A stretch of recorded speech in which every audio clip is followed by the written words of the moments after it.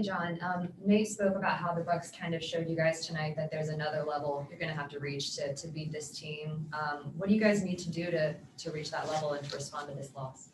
Yeah, we just got to, up our level of competition of intensity. I feel like this is part of us going, into the mature players that can handle, a championship run, as this is our first, not to make an excuse. But these are the type of things that happen, and it's on us to, improve and make adjustments. Chris, what do you feel like the Bucks did differently tonight to stop you guys on offense? If anything, it was just the pressure. I feel like the pressure they applied to the ball. They're obviously a lot more aggressive and a lot quicker out in transition. But I just feel like the ball pressure at the point of the screen was definitely a lot more intense. As one of the vocal leaders of this team, like, what do you say to the guys after a game like this, and how difficult is it to erase a performance like this? Yeah, I don't know if you could ever really necessarily erase it, but we can go back and learn from it and understand that this is, probably the same game plan for them coming next game. And that's the great thing is that we have more games.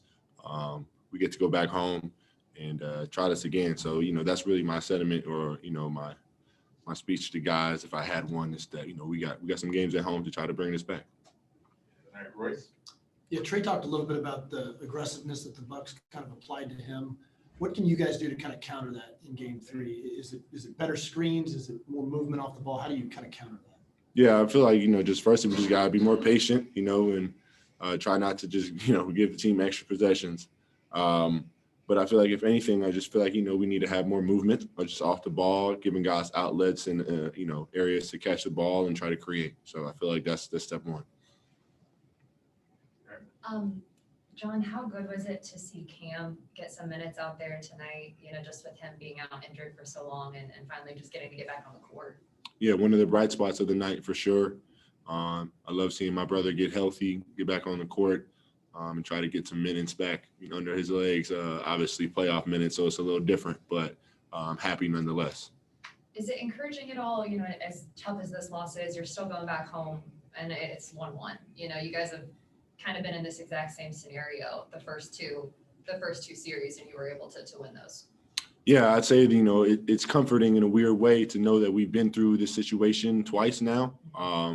Hopefully we can continue to capitalize as we've done, splitting this first game. But it's nice to just have a little bit of, struggle and toughness under our belt from the previous series. As I said, we're going to need that going into the next series. To finish out this series. Let's go to Jeff Schultz. John, I'm just wondering, it's rare that you're watching the whole game from the fourth quarter on the bench. What was going through your mind during that time? I was just cheering on my guys. I feel like, one of my favorite things to do during a basketball game is to cheer for my teammates on the bench. I work out with those guys every single day, travel with them, and I was just cheering them on and trying to just, encourage my guys to keep their heads up for next game.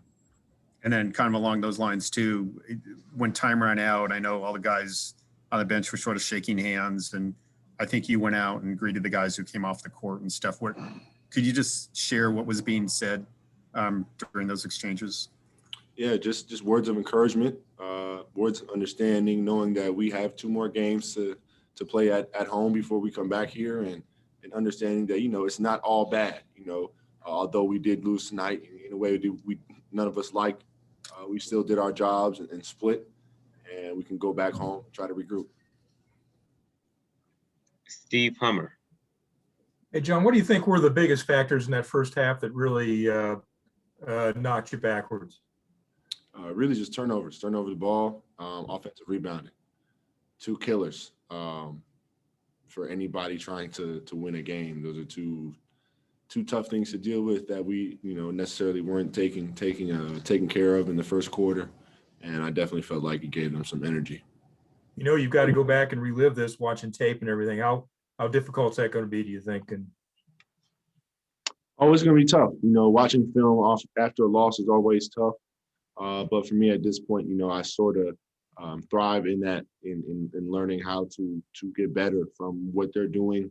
And as I said before, the good part about being in a series, you can watch and prepare for next game as we play the same team, and hopefully that gives us a little confidence.